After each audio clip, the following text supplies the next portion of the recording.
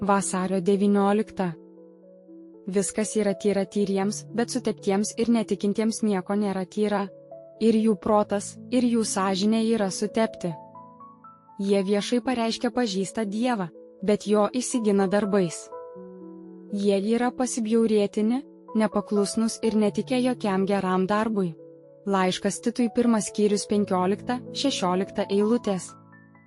Kokia tai baisi būsena ir kaip atsargus turi būti visi Dievo žmonės, ne vien kad turėtų švarę širdis ir švarės mintis, bet kartu išsaugotų ir savo sąžinę, kad ji būtų labai jautri, artimoje harmonijoje su Dievo žodžiu.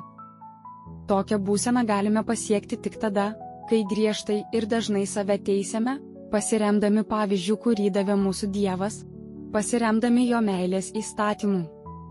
Norėčiau pagauti, kaip prie manęs artės, nors mažiausias išdidumo ir geismo troškimas, užgesinti greitai įsiliepsnojančią ugnį ir sulaikyti savo valios paklydimus. Žmogiško širdies bruožas yra prisirišimas prie kiekvieno dalyko, su kuriuo žmogus susiduria. Jam šis dalykas yra geras arba blogas, priklausomai nuo to, ar jis pats yra geras ar blogas. Tie, kurie yra švarūs, priskiria švarumą tam, su kuo susiduria, tačiau nešvarus suteršia ir sutepa viską, ką tik be paliestų. Tas skirtingumas yra todėl, kad yra skirtumas jų moraliniuose bruožuose.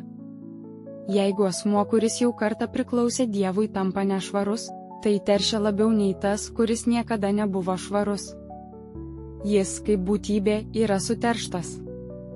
Klausimai: ar šią savaitę susilaikiau nuo savimeilės ir tuštybės nuodėmių? Kas man tame padėjo, kas trukdė? Kokios buvo pasekmės? Viskas yra tyra tyriems, bet suteptiems ir netikintiems nieko nėra tyra.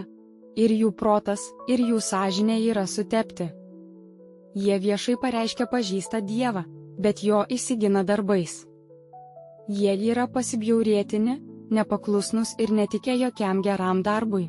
Laiškas Titui 1 skyrius 15-16 eilutės.